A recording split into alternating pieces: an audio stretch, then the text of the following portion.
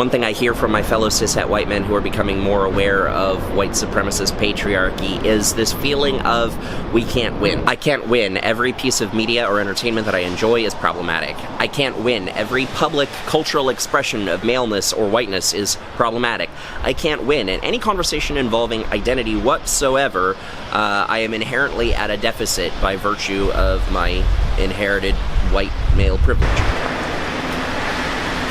Now, someone just described this as an expression of fatigue. They would say that if everything in life is problematic, then that doesn't leave any room anymore for innocent pleasure.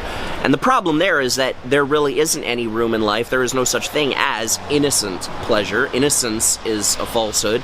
But secondly, it's totally possible to take pleasure in things that are problematic. We all do it. So if your real problem is that you're taking pleasure in something and someone else points out to you that it's problematic and that feels like they're yucking your yum, I guess you just kind of gotta get over it. Which means what we're really dealing with here is we're dealing with fragility. We're dealing with the inability to cope with criticism, to cope with injustices being exposed to us, and our participation in those injustices being exposed to us. Now, I'm not here pretending that I've transcended fragility. I totally have that feeling sometimes that I just can't win, particularly in like Facebook conversations. But I think I understand a little bit about where that feeling comes from, so I want to talk about what it is, what it isn't, and what to do with it. So, I can't win. What do I want to say about that? The first thing I want to say about that is, you're damn right, I can't win.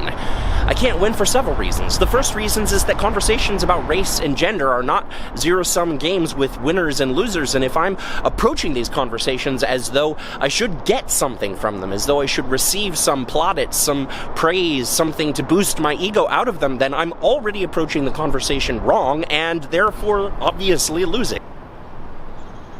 The second thing I want to say is that I specifically, as a cishet white male, cannot win. I cannot win because whiteness exists as a child of white supremacy, not the other way around. Whiteness was created so that white supremacy could come into existence, could flourish. It was a social construct made in order to plunder goods and value and labor from people of color. So whiteness can't be redeemed. Like, I can't claim some inherent virtue inside whiteness and then reclaim it and make it something valuable. Whiteness just has to be disavowed. It has to be deconstructed, dismantled, and discarded. Masculinity might be a little different, but patriarchy certainly isn't salvageable. And in any case, we don't come out of centuries of dominance and oppression and then just suddenly claim, okay, slate's clean, everybody's equal now, without going through some process of restitution, some element of reparations. Men are just going to have to lose for a while. White people are just going to have to lose for a while. We're just going to have to get used to losing for a while because we've been doing nothing but winning. And I don't just mean that in some sort of simplistic scales balancing sense, but nor do I really think that balancing the scales is all that trivial or small of a thing.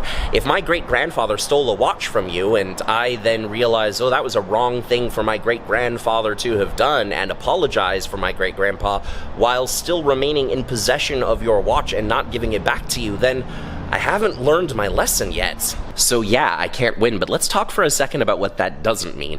That doesn't mean that me being criticized or that my identity as a cishet white male being used as a symbolic stand-in for systemic oppression in our society is exactly the same as systemic oppression.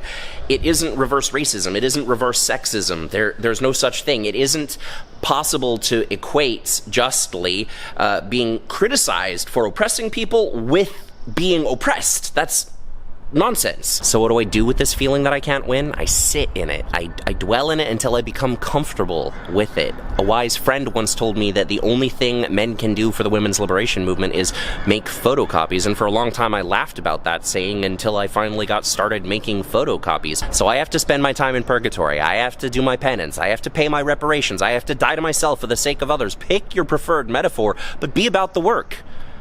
I can't win. It's about time I started being willing to lose.